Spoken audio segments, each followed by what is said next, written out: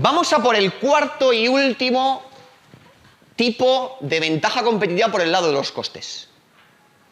Seguramente la más interesante. La más interesante, ¿por qué? Porque la explican mal muchas veces. Vale, entonces me voy a coger primero y voy a repasar ahora con vosotros los conceptos principales asociados a una ventaja competitiva por el lado de la escala. Estamos hablando de economías de escala. Y después de eso los tenéis que tener muy bien porque os van a caer en mi examen y en muchos más exámenes. O sea, que el concepto de economías de escala es esto y esto, tenéis que dominarlo porque es un chollo para responder 7, 8 exámenes de aquí a que terminéis la carrera. Pero luego vamos a ir a los matices. Entonces, ¿quién es algún valiente o alguna valiente que me diga esto de economías de escala qué es? Por ahí atrás, ¿alguien se anima? Venga, Ricky. Que cuando aumenta la producción disminuye el coste, por tanto, cuando reduce, Muy bien, Ricky lo ha definido perfecto. Le ha faltado solo una palabra, pero no la ha dicho, pero la estaba pensando. Llevo ya 7 años dando clase y tengo ya poderes mentales y me meto en su cabeza y sé que los había pensado. Ricky ha dicho, a medida que aumenta la producción, se reducen los costes.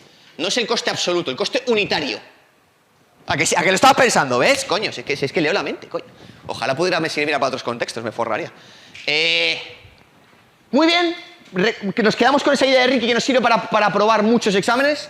A medida que aumenta la producción, se reduce el coste unitario y por tanto obtengo economías de escala. Eso sería la definición perfecta, inicial, y no nos vale. O sea, os vale para aprobar muchos exámenes y os vale para este examen sacar puntos, pero vamos a por matices, que es lo bonito. La vida no es tan fácil. Si fuera así, tenéis que alimentar ya muchísimo vuestro espíritu crítico, ¿vale? Y vuestro espíritu crítico es cuando un profesor os cuente eso y os diga solo eso, ¿qué tenéis que analizar, coño? Si esto fuera así de fácil, las compañías grandes serían siempre más rentables que las pequeñas. Y en todos los sectores, los grandes se llevan todo el pastel. ¿Eso es así? Hay sectores en los que sí y hay sectores en los que no.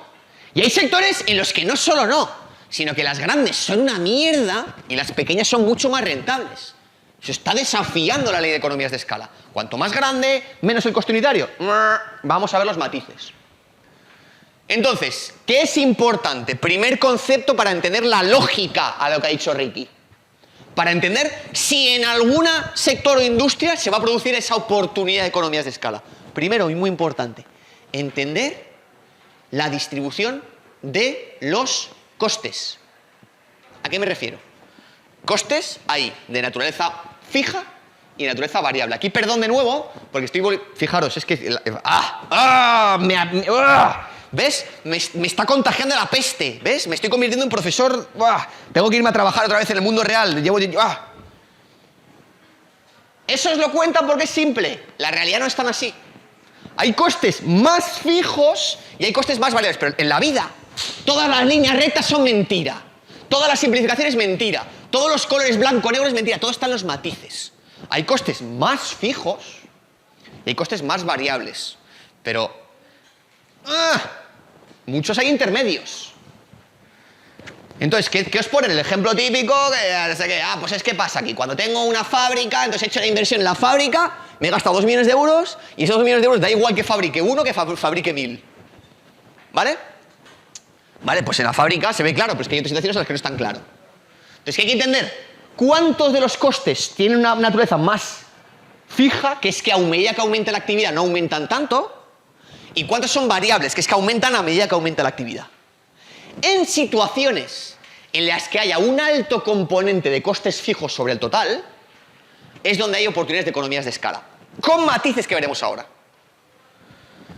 Vale, entonces, a mí como me gusta contároslo es con un ejemplo real. Uy. Ahí, la verdad es que los números, el que los vea, tiene la vista del lince del cojón. Supongo que algunos tendréis aquí la chuletilla... A ver, que le voy desordenando aquí por todos lados. El que tenga las diapositivas o el ordenador delante, que miren las diapositivas, si no lo cuento yo aquí. ¿Vale? ¿Qué veis? Vamos a imaginarnos 2 negocios que montáis vosotros. Aquí si hay emprendedores, ¡buah! Me alegraría. El emprendimiento es libertad. Es duro, también, muy duro. No, que no os vendan la moto de, emprendedor, voy ahí, tal, me levanto por la mañana, me tomo una botellita de champán y luego arreglo el mundo, acabo con el cáncer por los cojones. Hay que trabajar por un tubo, ¿vale? Pero si consigues tal, es interesante y da libertad. ¿Vale? Libertad, una palabra muy importante. ¿Vale? La libertad no es solo el Estado, tengo libertad o no, es una manera de vivir. ¿Soy libre o no? ¿Vale? Pero bueno, que me enrollo. Vamos a lo que decía.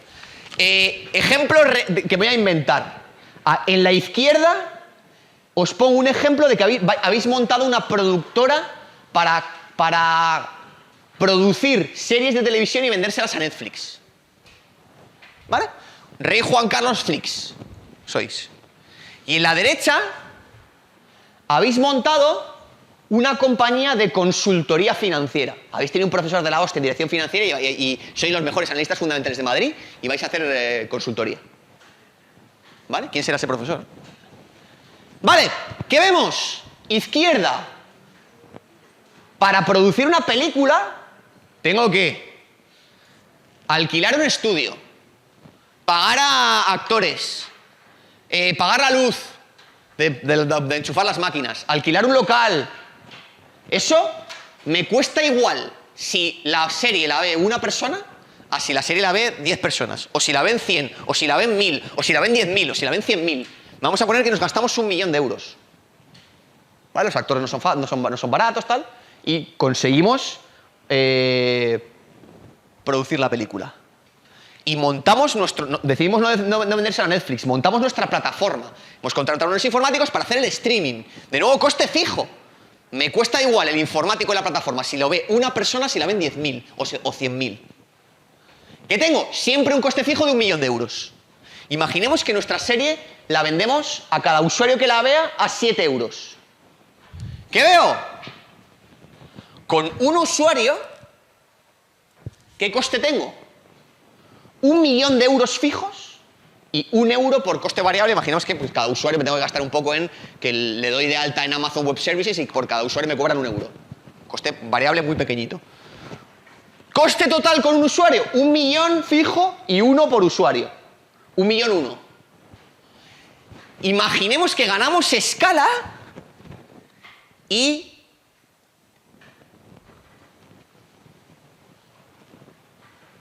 conseguimos que nuestra serie la vean 1.000.000 de usuarios. ¿Qué tengo en costes? 1.000.000 fijos y 1 por usuario. Como tengo 1.000.000, 2 millones. Si os fijáis, ha aumentado exponencialmente mis ingresos y mis gastos prácticamente no han subido, porque la mayoría eran fijos. ¿Qué veis? ¿Cómo está cayendo el coste unitario de manera brutal? ¿Lo veis? Claro, cuando tenía solo un usuario, coste 1.000.001. Usuarios 1, coste unitario 1.000.001. Cuando tengo 1.000.000 de usuarios, costes 2 millones. ¿Entre cuántos? Entre 1.000.000, coste unitario 2. 2 comparado con 1.000.000. ¿Qué significa? Que a medida que voy ganando escala, soy brutalmente más rentable. Dinámicas Netflix. Grandes economías de escala. Vamos a la derecha. ¿Vale? El ejemplo de derecha era un ejemplo en el que íbamos a ser consultores. ¿Consultores? ¿Hay costes fijos? Pues prácticamente nada. ¿Qué tengo? He puesto por aquí pues, un alquiler de un local, ¿vale? He puesto 1.000 euros por 12 meses, 12.000. ¿Y luego qué tendré? Oye, pues somos chavales, estamos empezando. Si ganamos un proyecto gordo, pues habrá que contratar a alguien que sepa, que nos ayude. Pues contratamos a un consultor que sepa de finanzas. Vamos a poner que un consultor me valdría 70.000 euros al año. ¿Vale? Si ganamos un proyecto, ¿qué tenemos? A ese consultor y el alquiler. El alquiler son 12.000 y el consultor son 70.000. ¿Cuántos son los costes? Pues 82.000. Coste unitario, como solo tenemos una unidad, un proyecto de consultoría, 82.000. Si ganáramos otro proyecto, ¿qué tendríamos? Los 12.000 de costes fijos, pero ahora tendría 2 consultores, 70.000 por 2. ¿Qué tengo de costes totales? 152.000. Entre 2, 76.000. Baja un poquito el coste unitario, pero muchísimo menos que en el caso de Netflix. ¿Por qué? Porque ya habíamos visto, la proporción de los costes fijos contra total es mucho menor. Mucha menos oportunidad de escala. ¿Qué vemos ahí? Que siempre se quedan cuando os lo explican, solo la parte de los costes unitarios. El que no tenga la diapositiva, luego en casa lo mira con la diapositiva, porque si no aquí lo intuís bien, pero no veis los números. Que es que no solo hay que ver los costes, hay que ver si hay muchos costes fijos y a medida que aumentan los usuarios, aumentan poco los costes, pero los ingresos sí que suben, ¿qué va pasando? Que los márgenes suben mucho a medida que gano escala. Por eso, en ese tipo de situación, las grandes tienen ventaja. Pero vamos a ver cómo no es tan sencillo y directo. Cosas que hay que mirar, muy importantes. Primero, solo os hablan, cuando se enseñan esto, de economías de escala por el lado de la fabricación. Y siempre os ponen el mismo ejemplo, la fábrica. He hecho una inversión en una fábrica de 1 millón de euros. Esa inversión me cuesta igual si he fabricado una barra de acero o si he fabricado 10 millones. Por el lado de la fabricación. Las economías de escala no solo son por el lado de la fabricación. Hay en el lado de la fabricación y hay también, como vais a ver, en el lado de la distribución. Y desde mi punto de vista, en el lado de la distribución, de la venta, muchas veces son más potentes aún. ¿Vale? Por el lado de la fabricación lo pongo ahí en pantalla. No, lo pongo en pantalla, no lo tengo, me parece en mi chuleta. Si no me he olvidado. Sí, aquí lo pongo. ¿Vale? Os suelen hablar también de otra forma de ventaja competitiva por el lado de la fabricación por escala, que se entiende muy bien y me sirve para que entendáis la esencia, pero no es lo más importante, que es que poder de negociación con proveedores. ¿Vale? Si yo tengo una fábrica lo que fabrico son chorizos y compro carne y esa carne la troceo, la meto en una máquina, la convierto en chorizo, la envuelvo y tal, el más grande va a comprar mucha más carne. Y al proveedor puede decirle, oye, macho, no te he comprado 1 tonelada, te he comprado 100 millones de toneladas, o 100.000 toneladas, o 10 toneladas. Coño, hazme un descuento por volumen. Vale, eso da lugar a que a medida que vaya ganando escala puedo tener un poquito más de margen. Vamos a ver que no es tan sencillo. Vale, primeros problemas que no nos cuentan y que son muy interesantes en matices, por el lado de la fabricación. Pregunta clave. ¿El descenso del coste unitario es absoluto o limitado? Ejemplos de absoluto. Netflix, o clases grabadas, o Google. Netflix, una vez que ha hecho la inversión en las series, una vez que ha hecho la inversión en que su plataforma tecnológica funcione bien, la serie del calamar o la serie de la Casa de Papel, a Netflix le cuesta prácticamente igual 10.000 usuarios que 10 millones y no tiene límite. ¿Vale? Cuando no hay una limitación de capacidad física, esa escala es mucho más valiosa. ¿Vale? Buscador de Google, coño, es que pueden buscar 1 millón de personas o 100 o 10 o 1.000 y el buscador de Google no tiene esa limitación por capacidad física. ¿Vale? Un ejemplo mucho mejor, clases. ¿Vale? Vamos a un ejemplo de clases en las que en un ejemplo me voy a economías de escala limitadas y en otro a economías de escala ilimitadas. Imaginemos este ejemplo aquí. Clases en la Universidad de Juan Carlos. La Universidad de Juan Carlos tiene un componente de costes fijos clarísimo, que es que me pagan una mierda, pero bueno, eso no, lo que es lo que es, ¿vale? Y ahí, en eso que me pagan, les cuesta igual a la Universidad de Juan Carlos si hay un alumno o si hay 50. A mí lo me tienen que pagar independientemente de cuántos alumnos haya. Y tienen el alquiler del aula o el real estate, el espacio. Entonces, ¿qué pasa? ¿Hay economías de escala? Clarísimas. Con uno, mismo coste que con 50. Y lo divido entre más alumnos y 50 son más ingresos por los fees que pagáis vosotros. ¿Por qué limitada? Porque llega un punto en que la clase está a estallar y no puedo escalar más. Y para escalar más, ¿qué tengo? Que abrir otra clase y contratar otro profesor. Y ahí ya el coste ya no es fijo. Por eso la limitación en la escala. Variable 2. Profesor que en vez de dar la clase en directo, da la clase por internet, perdón, en directo, o la clase física, da la clase por internet o clase grabada y la sube a una plataforma. Hostia, el coste es fijo, los ingresos son por alumno y puede haber 50, 500, 5.000, 50.000 ilimitado. ¿Vale? Esa parte de analizar, hay negocios en los que lo que se llama coste marginal, que es cuánto me cuesta un usuario más. Cuando ese coste marginal es relativamente bajo y no hay limitación por arriba, negocios muy potentes. Clases grabadas, por eso yo estoy invirtiendo mucho en temas de clases grabadas. Google, Netflix, esa parte, escala muy potente. ¿Vale? ¿Qué matices más bonitos? Guay. Voy dejando papeles por todos lados, macho. Me cago en Satán. A ver dónde tengo mi chuleta. La siguiente. Dejadme un segundo. Y ahora estoy aquí. Sí, estoy aquí. ¿Vale? Os ponía ejemplos, un ejemplo de arriba también bastante interesante para ver la parte de economías de escala limitadas. Un negocio de mierda, las aerolíneas. ¿Vale? La aerolínea tiene muchos costes fijos y sus escalas... Aquí muy importante, ¿vale?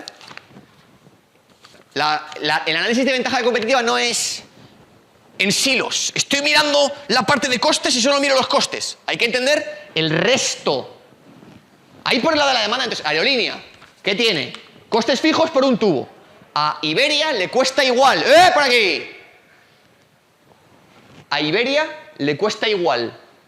Le cuesta casi igual un avión de Madrid a Londres con un pasajero que con 150. El avión, o lo tengo alquilado o lo tengo comprado, pero el coste es el mismo, lleno o vacío. El piloto, el coste es el mismo, lleno o vacío. Las tasas aeroportuarias, lo mismo, lleno o vacío. Lo único que cambia un poquito, pero no mucho, el petróleo, el queroseno, perdón, el combustible, cuando está lleno consume un poquito más, pero no tantísimo más. ¿Qué significa? ¿Tengo economías de escala? Sí, dentro del avión. El avión con un pasajero, el avión con el pasajero con capacidad total, pues va a ser mucho más rentable si va lleno. Tengo los mismos costes divididos entre más, coste unitario baja. Pero limitado ¿a qué? A que el avión tiene una capacidad reducida. Veremos cuando lleguemos a Porter que ese tipo de dinámicas son peligrosísimas. ¿Por qué? Porque cuando todos tenemos el mismo tipo de economías de escala, Iberia también dicen, joder, los últimos billetes que tengo sin llenar del avión, si los vendo todo lo que venda es beneficio. Y como no es diferenciado, todos están pensando igual, vamos a tirar precios para atraer a esos tipos. Se empiezan a pelear, bajan los precios, bajan los márgenes, negocio de mierda. ¿Vale? Muy bien. Muy bien, mucho más interesante y os los enseñan mucho menos. Por el lado de la distribución, por el lado de la venta. Pensar ya no en el proceso de fabricación, sino en el proceso de venta. ¿Vale? Imaginar, por ejemplo, un negocio de delivery. ¿Vale? De llevarle productos a alguien a su casa a vendérselos.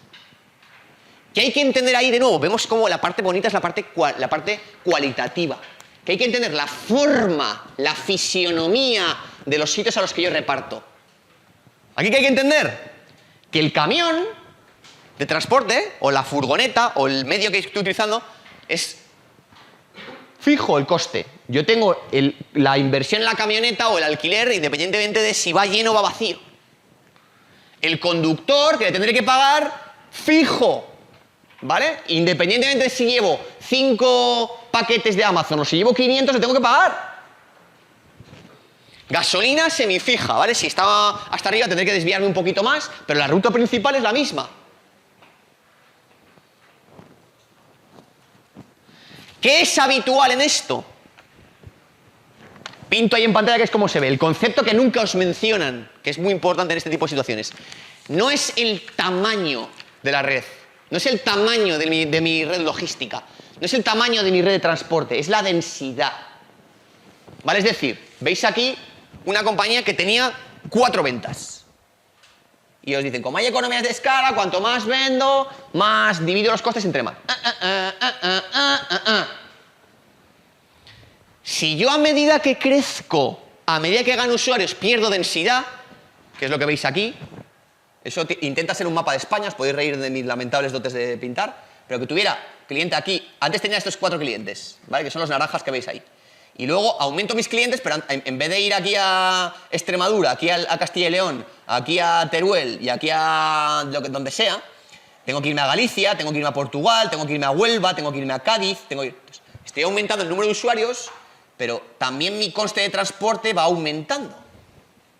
Si en cambio se produce eso, que es que aumento mi volumen de usuarios, mi demanda, aumentando mi densidad, ¿qué vemos? Que el mismo transportista, con el mismo transporte, con el mismo coste, genera muchos más ingresos. Ahí es donde hay una ventaja por el lado del margen brutal. ¿Os acordáis? Esto con ejemplos se ve mucho mejor. ¿Os acordáis?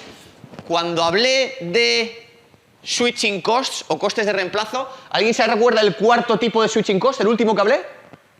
¿Se pueden mirar apuntes?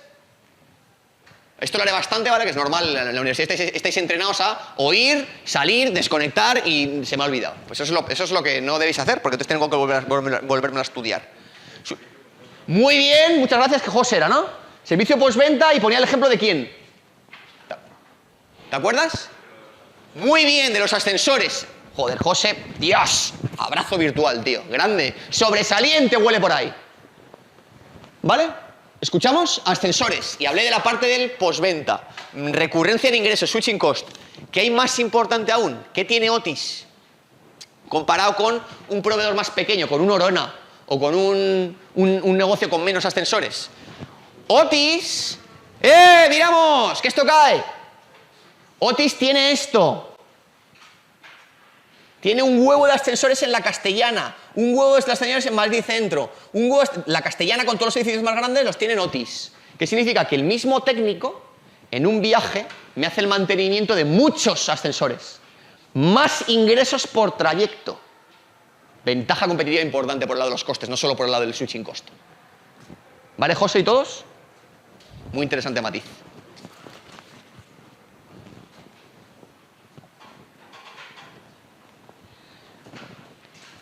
Vale, última fuente de ventaja competitiva por el lado de los costes.